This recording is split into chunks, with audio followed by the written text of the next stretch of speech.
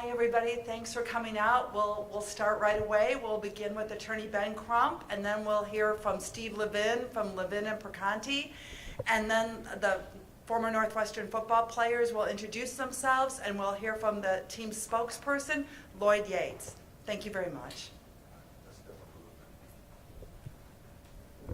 Thank you, Ann. Good morning. I'm Attorney Ben Crump, along with Attorney Steve Levin and Attorney Natalie Jackson, Attorney Margaret Battersby Black, Attorney Richard Banks. We have the honor of representing over 15 young men and women who were college athletes at Northwestern University. And we're here this morning after talking to over 50 former college athletes at Northwestern University and being retained by over 15 young men and women who are former athletes who articulated their experiences while participating at Northwestern University athletic program. It is apparent to us that it is a toxic culture that was rampant in the athletic department at Northwestern University. You're going to hear from Lloyd Yates. You'll hear briefly from Tom Carnifax. You'll hear briefly from Warren Miles. You'll hear briefly from Simba Short, who are all football players at Northwestern University. But this is not just relegated to the football program at Northwestern University. From our conversations with young men and women, this goes into other sports programs in the athletic department at Northwestern University. And what they shared with us was clearly a pattern and practice of a culture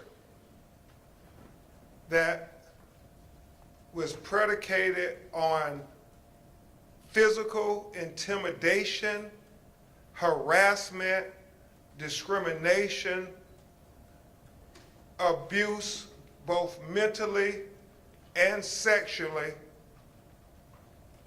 and it was normalized. It was normalized. And just imagine if you're a 16, 17-year-old kid, as many of the people who we talked to were when they were being recruited, and they were being shown these things. Some of our clients, Attorney Levin and I noted, and it was very important, were minors.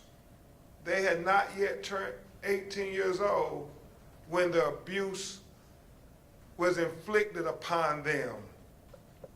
I mean, you had people holding them down, dry humping them.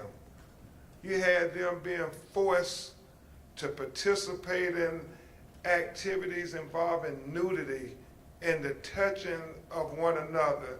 You had young women being groped on and being solicited unwarrantedly when they just wanted to come to college and participate in their sport and get a college degree. And many people ask, well, why didn't they say something? Well, some of them did try to say something, but they were retaliated against. Others suffered in silence because of duress. You can only imagine that many of these young athletes came to Northwestern University hoping to parlay their athletic prowess so they can go to the next level. And so when this hazing and this sexual assault started happening, they were confused, conflicted, and just frightened. They were frightened that if they said anything, would that mean they wouldn't get playing time? Would they lose playing time? They were frightened that would they lose their scholarship if they said anything? And we've heard stories of young people who talked about they were retaliated against by even coaches when they tried to say something. And so this is shocking, deplorable, appalling, but it is not surprising. 2 years ago, our law firm commissioned a survey with a sexual abuse prevention nonprofit organization called Lawrence Kids. And what we found was that college athletes were 2.5 times more likely to have been engaged with a sexually inappropriate contact.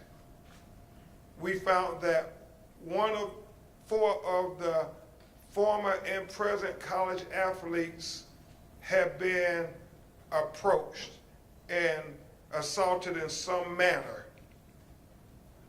We found that overwhelmingly and disproportionately, coaches were the predators who engaged in this sexual assault. We found that 44% of the time, the young people who said they had encountered sexual assault were from a coach. They also said that they knew it was happening to other people as well. And so I applaud these young men for having the courage to come forward to say that we won't suffer in silence any further, and that we're going to try to say something so this won't happen to the next young person who's conflicted and nervous and confused when they're being hazed or they're being forced to haze others, when they're being dry humped, when they're being made to simulate football activities in the nude, when they are being given alcohol even though they're underage. They're coming forward to say that enough is enough, the culture must stop, and we must make a more fair, inviting, and respectful community when these athletes come to try to just do the one thing they love, play their sport, get an education, and try to better their lives. This is a civil rights issue for me because I think these players had the right to be respected and valued and not hazed and intimidated and retaliated. And so in the days and weeks to come, I am certain that others will have the courage after the Lord to tell their story. And I am encouraged by the phone calls that we're been receiving. These phone calls for young people first telling their story and asking if I come forward, what will happen to me? Well, I want them to know you will be protected and you won't be alone. You won't be alone. So please come forward and help end this toxic culture, because we don't believe it's just at Northwestern. We believe it's at many colleges and universities across America. and it must stop now. Thank you. I'm going to introduce my great co-counsel, Attorney Steve Levin, who I've had the honor of working with on many landmark cases previously to protect the civil rights of our fellow human beings. A great lawyer and an even greater human being, Steve Levin. Thank you, Ben. We start this case with the fundamental principle that no student athlete should be enrolled in an athletic department conditioned on forced participation in extreme ritualized sexual behavior. That's what happened here. We also start this case with the principle that Northwestern has investigated itself and found that these acts occurred, that they were widespread, and that they were long-standing. Northwestern, in that glimpse of the report that we have seen, the executive summary, drew the conclusion that the staff had significant, that's their words, not ours, significant opportunities, if they didn't actually know, to discover what was happening. And it didn't happen 1 year, 2 years, 3 years.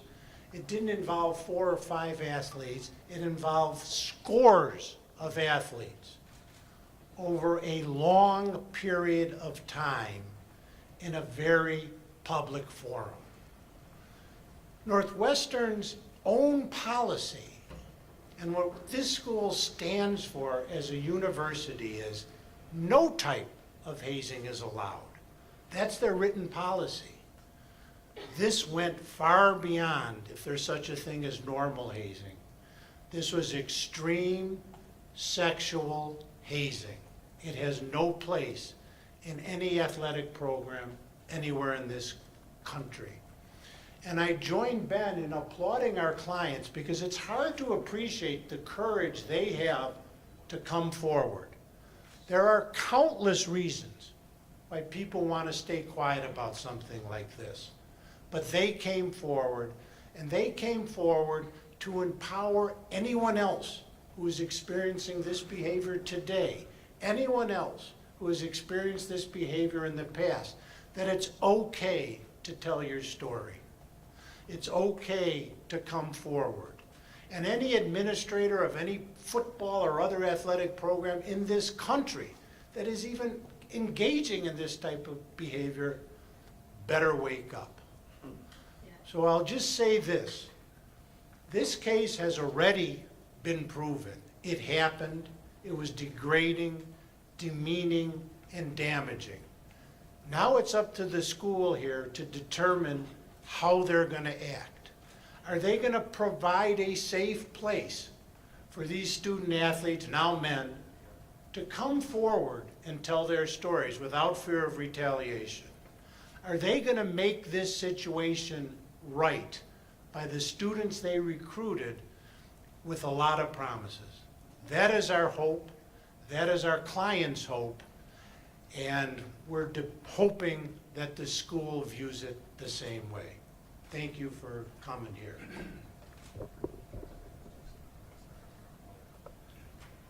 At this time now, we want to introduce you to Simba Short, Warren Miles, Tom Conifax, and Laura Yates. Simba, Warren, and Tom will speak briefly, and then Laura Yates, who is the spokesperson for the group, will go into detail about his experiences while a student athlete at Northwestern University. And could they each say their name and spell it when they come up? Certainly. Thank you. Hello everybody, my name is Warren Miles Long, spelled out how it sounds phonetically, Warren Miles Long. otherwise known as Laren Wong as well. And I played running back at Northwestern University from 2013 to 2018. Hi everyone, my name is Simba Short. Simba like the lion, short like not tall. I was recruited as a linebacker. I was part of the Northwestern football program from 2015 to 2016. And I'm here to, in solidarity with and to show support of the people that came before me. Thank you. Hi, I'm Tom Carnifax. It's C-A-R-N-I-F-A-X. I played there from 2016 and 2019. When I showed up in 2017, I was lucky because I was hurt, and a lot of things about the here didn't happen to me off the bat. But if I can do anything to stop any other 16 or 17-year-olds to walk into the same environment I did, that's why I'm here in support, to hopefully, not fix my trauma, but stop trauma recurring in the future. I thought we were just introducing ourselves first. I'll go a little bit more into my experience. Fortunately, all of us were placed into a culture where, as you've heard, sexual violence and sexual assault was rampant as a hazing practice. Unfortunately for us, we were incoming freshmen, so we had no reference point to know if this was just a college football thing or just a uniquely Northwestern thing. So that's kind of what went into normalizing it for us and leading us not to question it too much. Obviously, in the moment, it was weird, but when you zoom out, like everybody else was doing it. So is this a normal thing? We're also 17, so the reason why the rest of us are coming forward is to strengthen and empower other student athletes who potentially are going through this at this very moment, and to have our story be heard and encourage other people to do the same thing. Thank you. And now you will hear from Mr. Lloyd Yates, who is going to be the spokesperson for his teammates and tell about his experience, and who is a very courageous young man. And I thank his family and friends for supporting him and speaking up. Lloyd?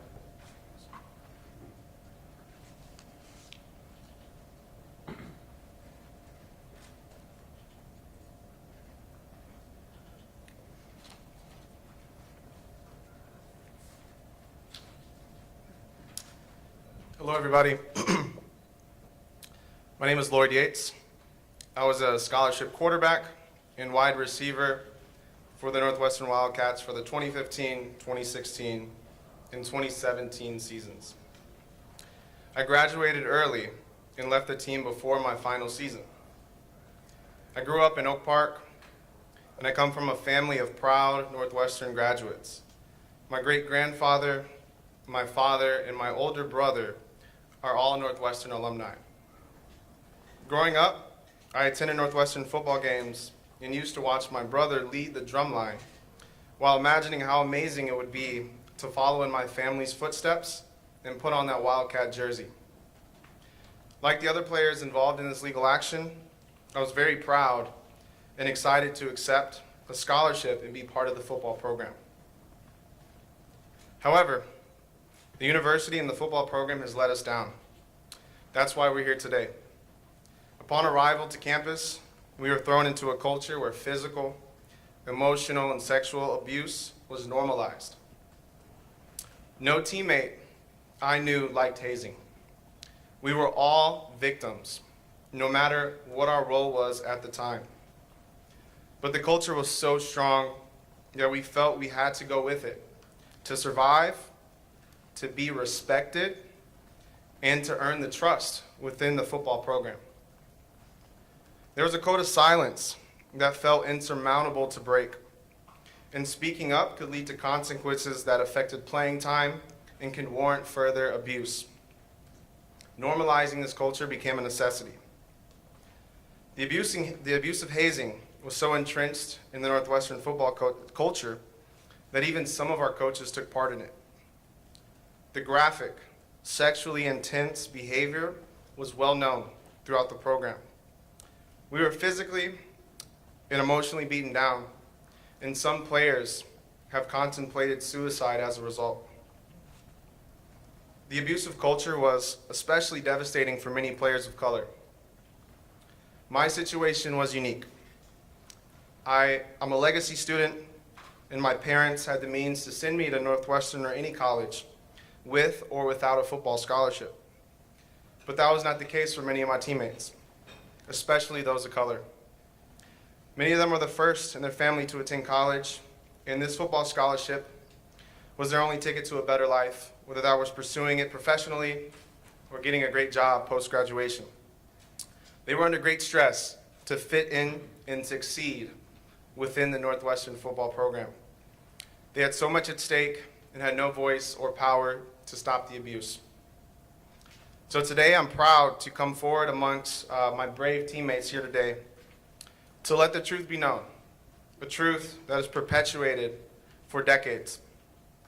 We hope that with our public efforts that we will empower those affected by physical, emotional, and sexual abuse to share their stories, and we're letting you know that we're in this together and we support you. It's not easy for any of us to come forward. A lot of this stuff is embarrassing, it's painful, and we know that we're making ourselves targets for criticism. But we feel strongly that we must do our part to make sure that this type of behavior ends, not just at Northwestern, but throughout college sports. We are here to support and validate the accusations of the current Northwestern whistleblowers regarding the true abusive nature of the hazing. We do not want any more college students or athletes to endure what we had to endure for so long and repress. Thank you. Yeah. Let's give Lord a round of applause.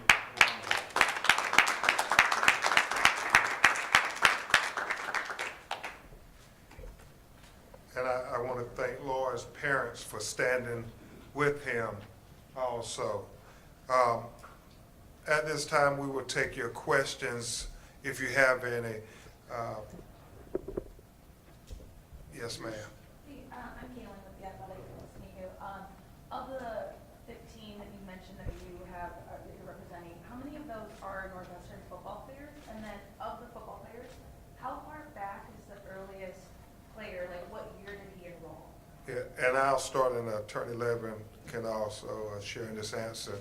The majority of them are football players, and as I know, the oldest player goes back to 2013, but there may, as I said, we've talked to over 50 players. Some of them were before 2013, but they are still contemplating being part of the litigation. Okay. In 2013, just to clarify, that's the fall that they came in, or is it the year they graduated? Summer. Okay. Thank you. Yes, sir. Have you filed suit, or if not, when? I have Attorney Levin join me in answering that question. We are talking to a lot of players because we want to make sure that we get everything in there. We don't just want to run out and file a suit for the sake of filing a suit. We have minors who are involved in injustices, and so there are certain laws in the state of Illinois that give greater protections to minors who were sexually assaulted. And then we have different programs involved, some with coaches participating, some with not. So we're looking at every aspect. Steve, you want to add to that? We are approaching, Steve, come up to the podium. we are approaching this in a calm, methodical, detailed manner.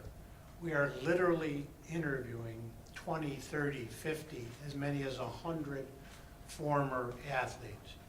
We want to do this right, we want to do this correctly, and we want to make sure that we give the best possible voice to our clients.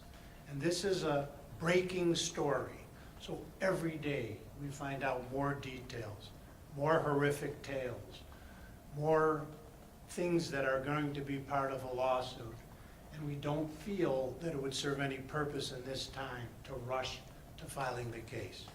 We also hope that we can hear from the university. Maybe since they've already did an investigation and indicted themselves, they will come to us. They will take action. They will create an environment where every single individual who suffered feels free to come forward, free of retaliation. There's certainly grounds for a lawsuit, for multiple lawsuits, for multiple causes of action, but we're taking our time and we're going to get it right. Steve, what other sports? Let me say this on to that point. Even as we speak, I was told that we had 3 other former college athletes go on our website and fill out a form saying they want to tell about their experience. And so that's the reason why we're trying to get everybody's story in to fit it with the pattern, because the stories sound eerily similar to one another, whether they were there in 2013 or they were there in 2019. Eerily similar. It's a remarkable consistency, what our clients and others are telling us with what Northwestern itself discovered, because it was an institutionalized culture of ritualized, among other things, sexual misconduct. It happened year after year after year. Okay. Yes, sir. How many other sports are we talking about here? You said 50 players more, or adding by the minute. How many different programs are you referencing? Well, we know of at least 3 programs. Which are what? Football, baseball, and softball. Can any of the athletes say that the head coach, they knew he was involved, or detail how they knew that? I will say this, and I'll see if they have an answer to that question. But from all the football players we've talked to, it seemed that this culture was just rampant throughout the program. So if the coach or coaches didn't know, it would have to be malfeasance. It would have to be they were asleep at the wheel. I mean, you can't have these many players saying we experienced the same things over these number of years, and coaches who have been there for years say, we don't know anything about it. So we, as Attorney Levin and Attorney Jackson, let's discuss, it's the university. It's not an individual coach. It's widespread. It falls at the doorstep of Northwestern University as an institution. Do you believe that the Cook County prosecutorship?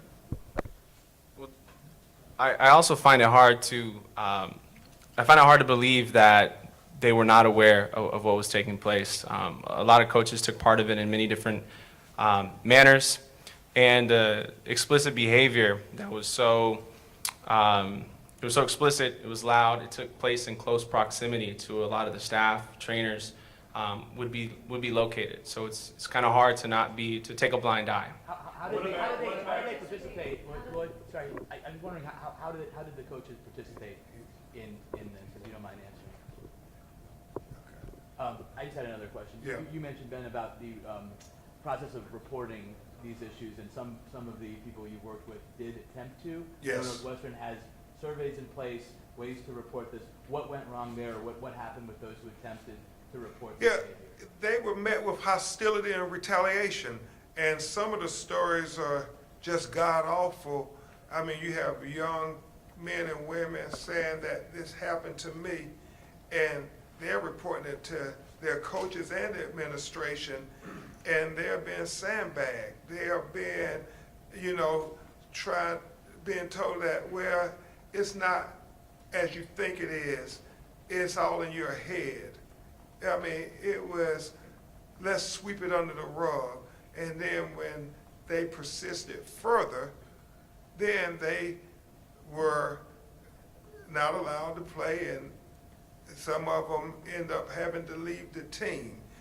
You will hear these stories in the days and weeks to come. I do want to applaud the student newspaper, the Daily Northwestern, who has broke this story and continued to try to say we're students too, and we're all in this together, because we all are in this together.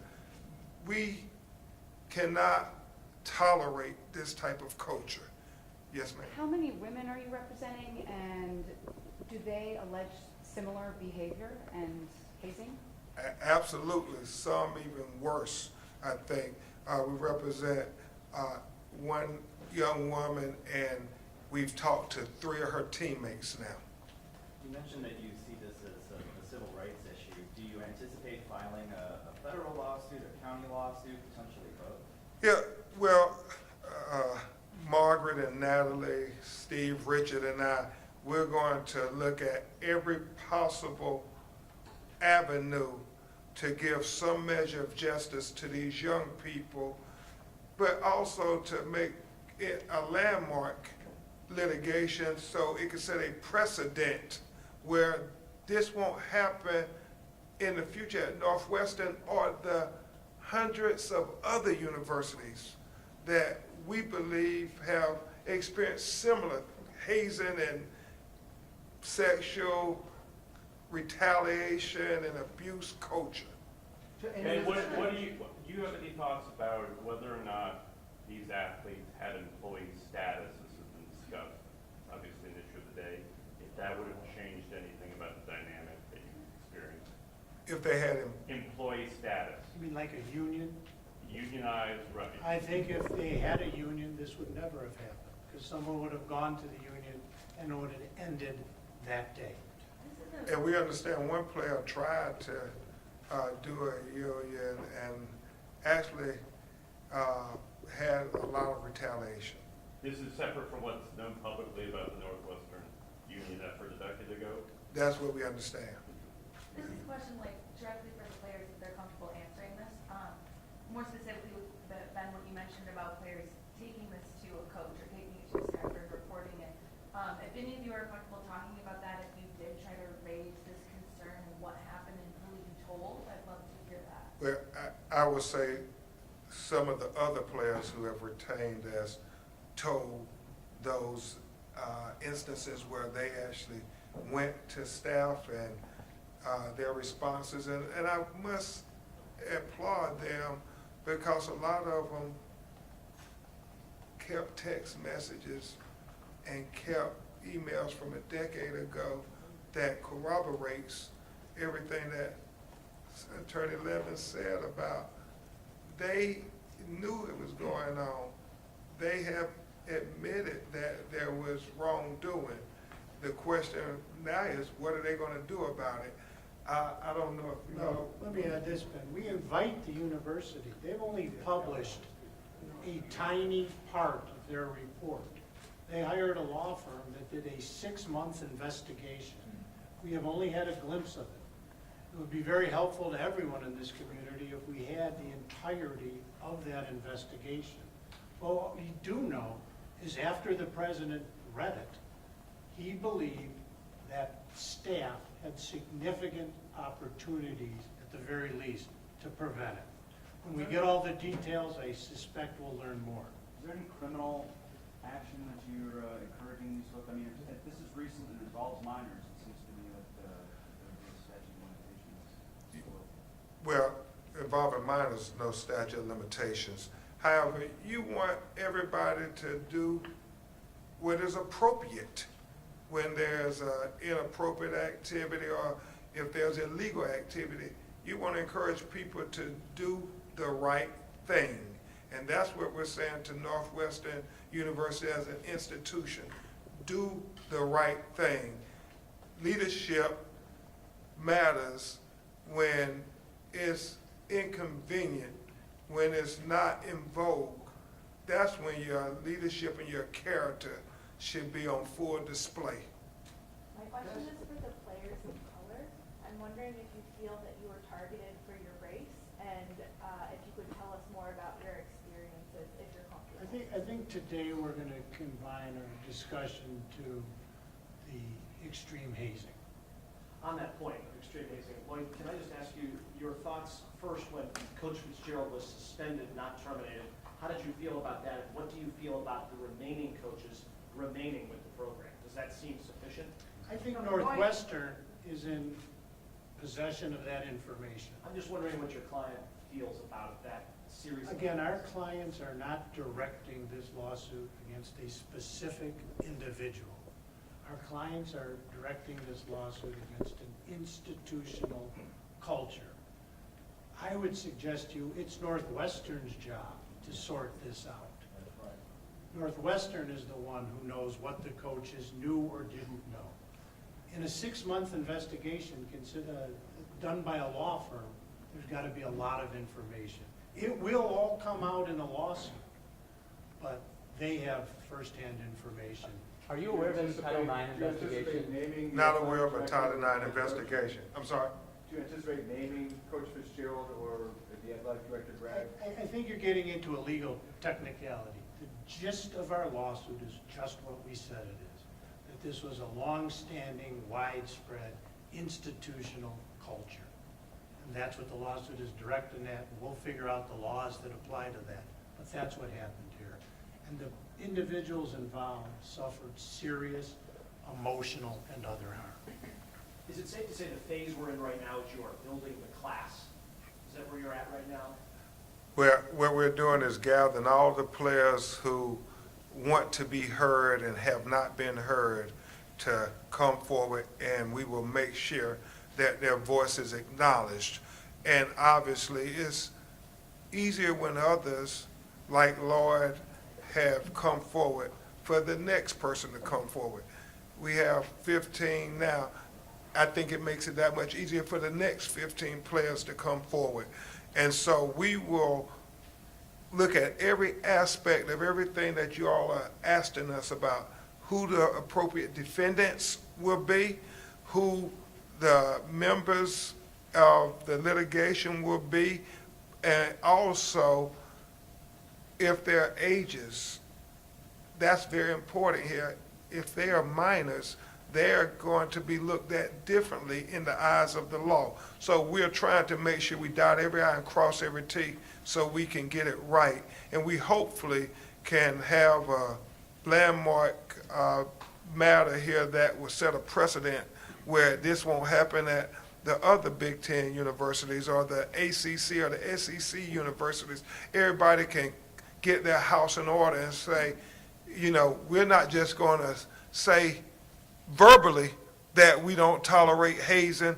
No, we're going to show with action that we don't tolerate hazing.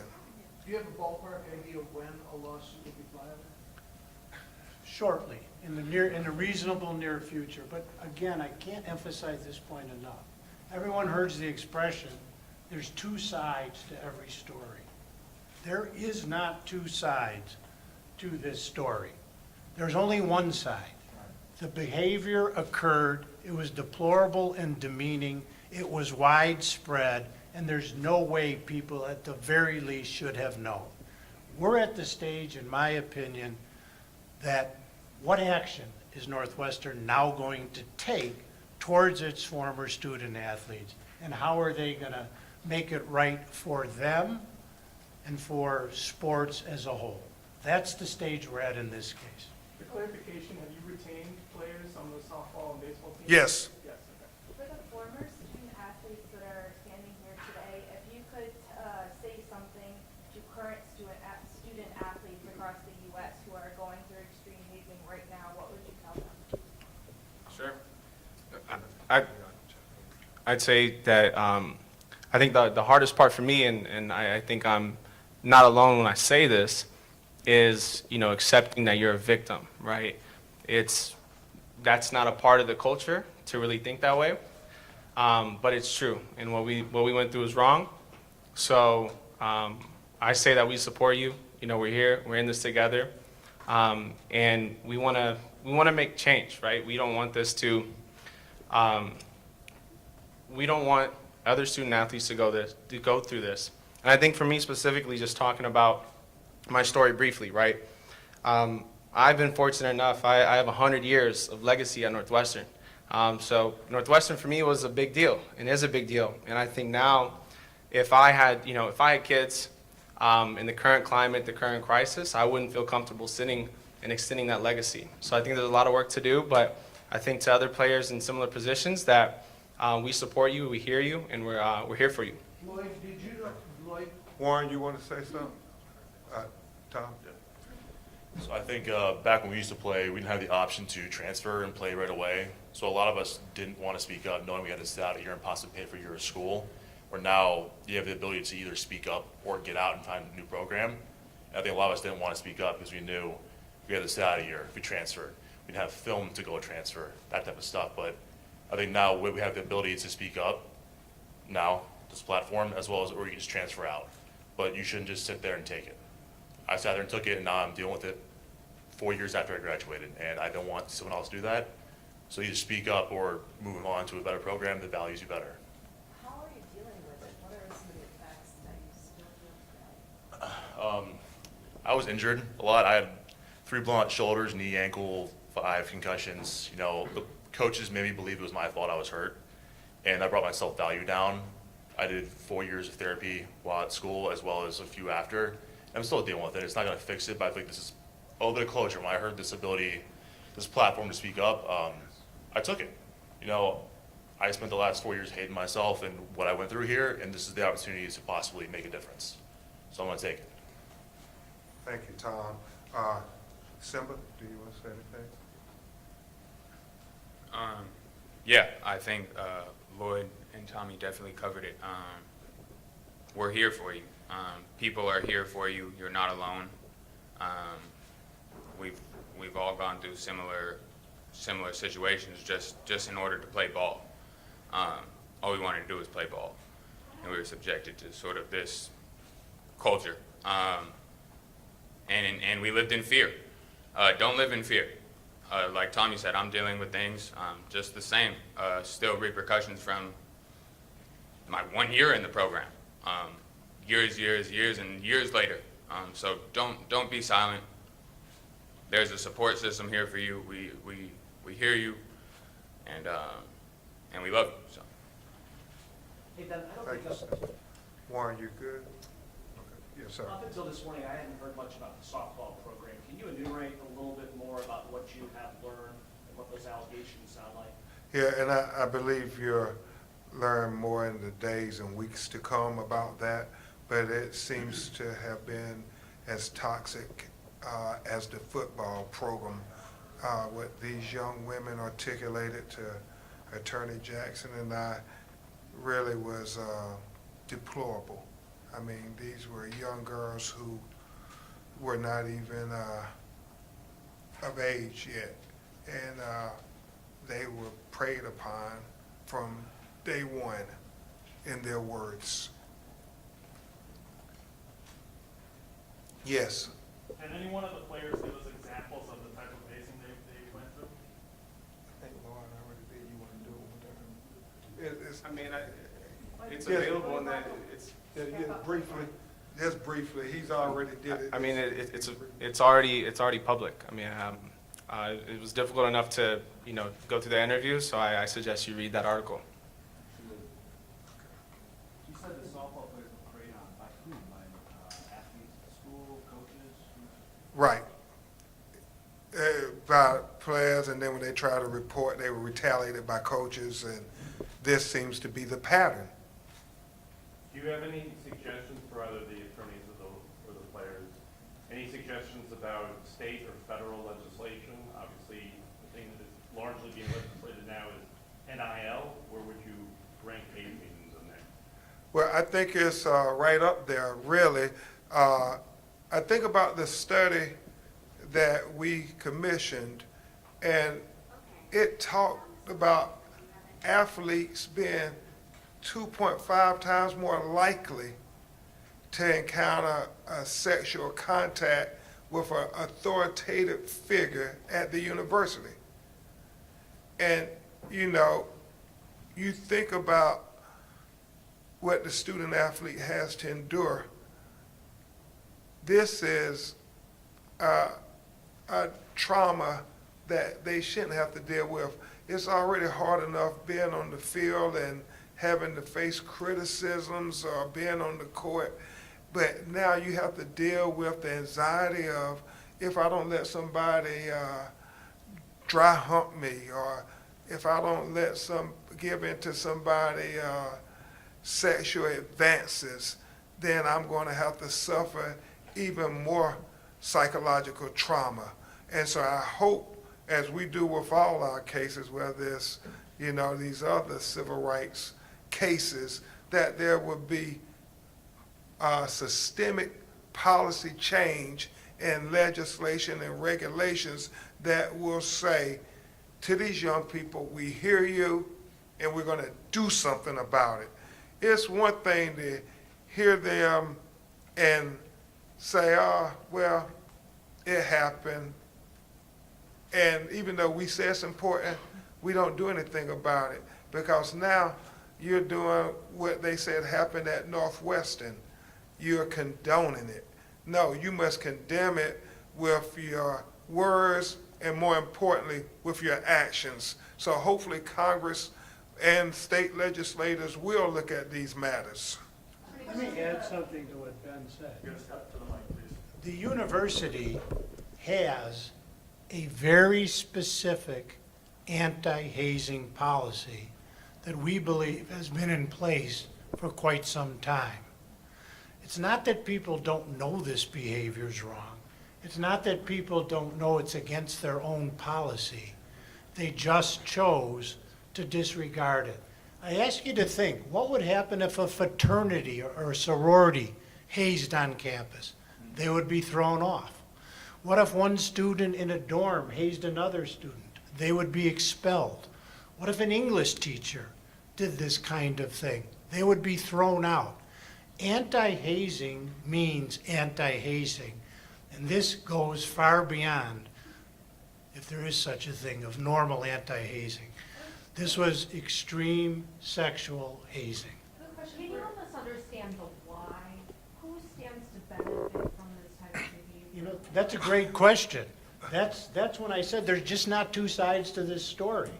What we think happened, as often happens in situations like this, is a culture developed and was passed down from class to class, from coach to coach, and they just kept doing it, and no one ever stopped. There is absolutely no other side to this question. No one is arguing that this type of behavior makes you a better athlete. I have a question for the players here, the student athletes here today. As you just said, Steve, this has been a pervasive culture and it goes through the years. So I wonder, when you guys, you described that you couldn't really say no when you were a freshman, right? So when you became upperclassmen, did you feel you had to participate in it? And what happened when you became upperclassmen? We'll deal with that question at a later date.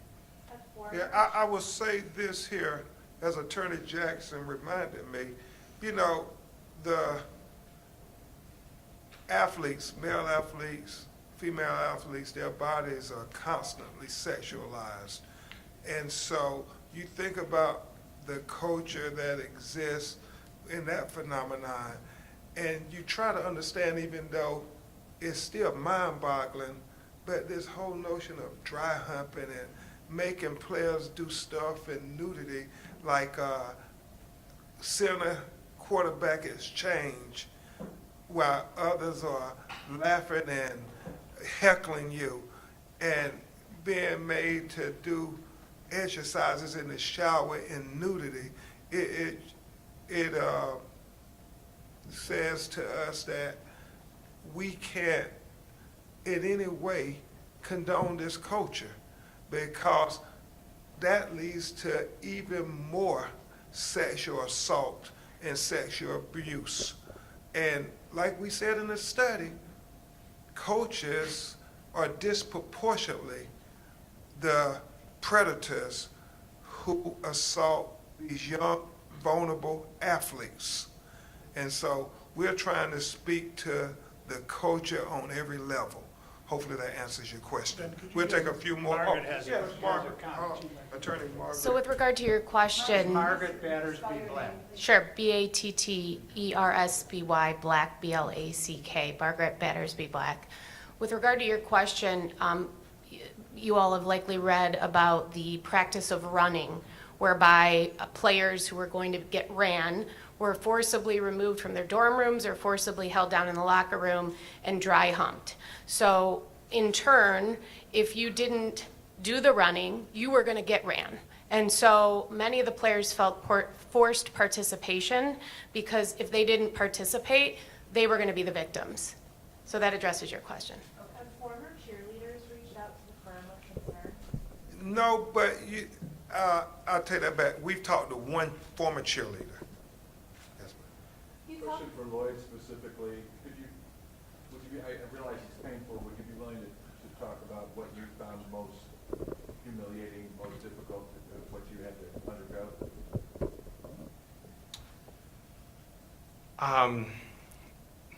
So I think all of it was humiliating. I don't think there's anything that trumps anything else. But some of the graphic nature of just, I mean, it's been heard, this concept of running where, you're just, and it's something as an athlete, it's something that we hear about. We, coming in, we hear about it. We don't know what it looks like, but it's something you say, that's not going to happen to me. That's not, I'm going to fight back. I'm going to do something. I don't play with that kind of stuff. But it's something and when it happens, it's uncontrollable. It's uncontrollable. You're overpowered you're dominated by, the culture. And, on top of and that's, one aspect of it. Of course, there's another aspect of this sexual nature where being, a nudity, performing acts while being nude, that, is so normalized in the culture. That's just, coming from high school, that stuff, we never did any of that stuff. That we weren't, that we just thought that this was, part of being, playing college football, playing Big Ten, and we wanted to, be accepted. We wanted to fit in. We wanted to earn trust and respect. And if you went against that, you were an outcast. You were labeled, and it warranted further abuse. We'll take one or two more questions. Yes, Can you ma'am. talk about this sort of culture of silence for a lot of the players that are coming forward to you? Is this the first time that they're speaking out about it, or have they talked to their family and friends? And if any of the players can talk about that as well. Tom can, and I'll answer after Tom and the players. So I talked to my dad while I was there. Obviously, I told him I hated it from year one, freshman, sophomore, the whole way through, and he never understood. And I said I wasn't good enough. I blame myself for a lot of it. I'm not good enough. There's a reason why I'm not playing, because I was believed by the coaches that I'm not good enough or I'm not worthy because I'm hurt. And I told him that as my way of showing the trauma, and he never believed me. He get angry at me when this came out. The first thing he said was, "I'm sorry." So it's hard to explain to you guys what we went through. We know because we saw it for 4 years straight. The words we have to tell you and best describe it is not even touching a fraction of it.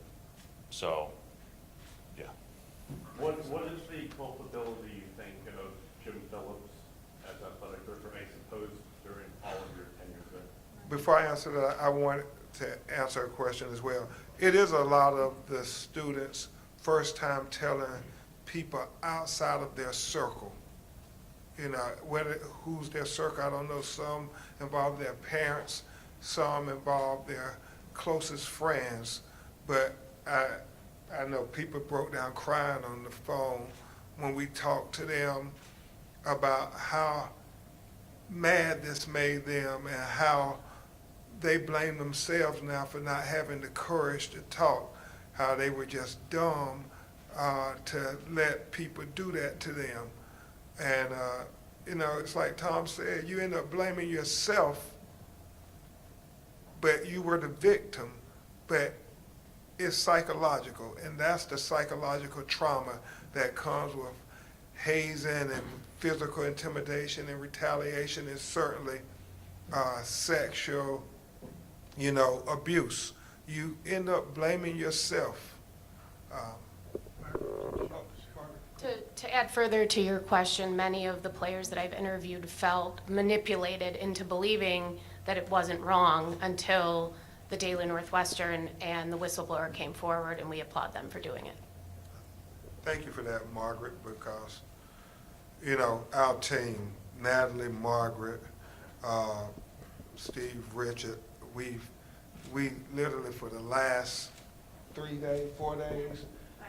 5 days, have talked to players, and I know specifically some of the women asked Natalie that they wanted to talk to me, and for me to assure them that, you know, this would be taken serious if they did come forward. Because like I said they tried to come forward before and nothing happened. They felt that it got even worse after they came forward. Last question. Are there any current players? I haven't had any current players call us yet that I am aware of. Gigi, I'm sorry. We have one question from Zoom from a reporter. For the former players, Northwestern wants to build a new $800 million football stadium. Should that be put on hold until the hazing case is resolved? And even more, should NU drop football? That's maybe beyond our Yeah. pay grade.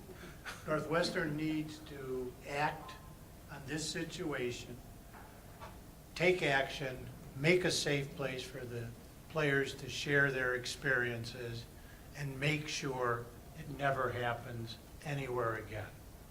It is a correctable situation on a go-forward basis, but they also have to respect what their student athletes went through. Yeah. And we, as Steve said, you asked Northwestern to act. As Dr. King said, there's never a wrong time to do the right thing. Northwestern, you can be the example here. You can be the example. Thank you. Thank you.